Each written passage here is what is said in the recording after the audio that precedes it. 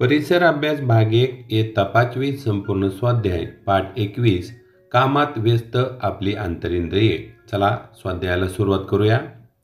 प्रश्न पहिला आहे, काय करावे बरे? चक्कर येऊन व्यक्ती पडली असता लोकांनी त्याच्या भोवती गर्दी केली आहे।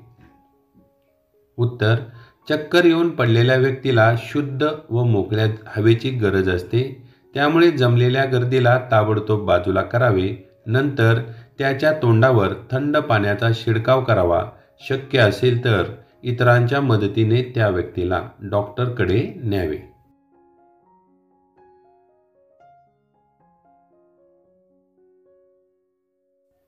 2. जरा डोके चालवा। भरभर जेवताना जोराचा ठसका का लागतो? उत्तर, आपल्या शरीरात अन्ननलिका आणि श्वासनलिका यांची सुरुवातीची टोके एकमेकांजवळ आहेत। त्या दोघांमध्ये एक झडप आहे। जेव्हा आपण गिळण्याची क्रिया करतो तेव्हा श्वासनलिकेचे तोंड बंद राहते, पण आपण भरभर जेवत असलो तर हे अन्न श्वासनलिकेत जाते। शरीराच्या समन्वय राखण्याच्या प्रवृत्तीमुळे आपोआपच ठसका लागून हे अन्न बाहेर फेकले जाते। अशा रीतीने ठसका ही सुरक्षित राहण्यासाठी होणारी क्रिया भरभर जेवताना होऊ शकते।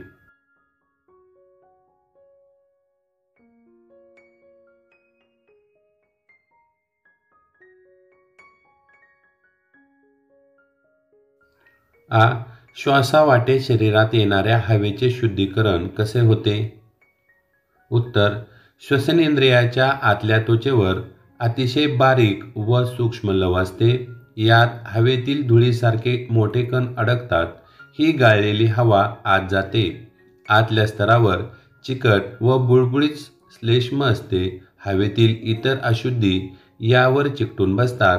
अशा रीतीने बाहेरून आत येणारी हवा शुद्ध केली जाते।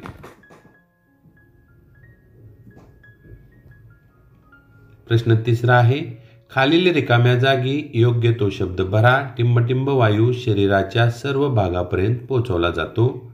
ऑक्सिजन। आ. जठर हे टिंबटिंब सारखे इंद्रिय असते। उत्तर आहे पिशवी।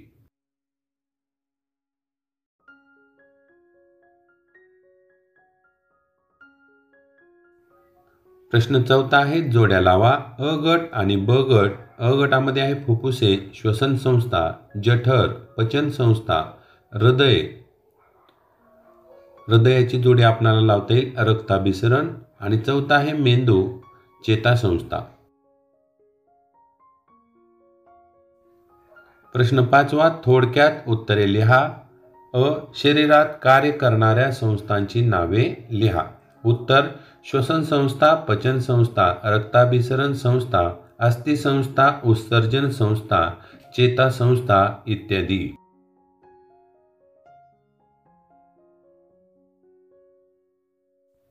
आ. फुफ्फुसामध्ये ऑक्सिजन व कार्बन डायऑक्साईड वायूंची देवाणघेवाण कशी होते? उत्तर, श्वासोच्छवासाच्या वेळी बाहेरील हवा वायुकोशात पोहोचते। हवेतील ऑक्सिजन वायुकोशाच्या भोवताली असणाऱ्या रक्तवाहिन्यात शिरतो। येथून रक्तावाटे तो संपूर्ण शरीराला पुरवला जातो। त्याचवेळी शरीराच्या सर्व भागातून रक्ताबरोबर आलेला कार्बन डायऑक्साईड वायू रक्तातून वायुकोशात शिरतो। उच्छ्वास टाकला की ही अशुद्ध हवा शरीराबाहेर जाते।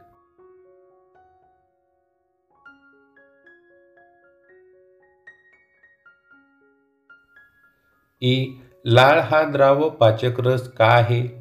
उत्तर, लाळेमध्ये टायलिन नावाचा पाचक रस असतो। या रसामुळे पिष्टमय पदार्थांचे ग्लुकोजमध्ये रूपांतर होते, त्यामुळे अन्नाचे पचन होण्यास मदत होते, म्हणून लाळ द्रव पाचक रस आहे।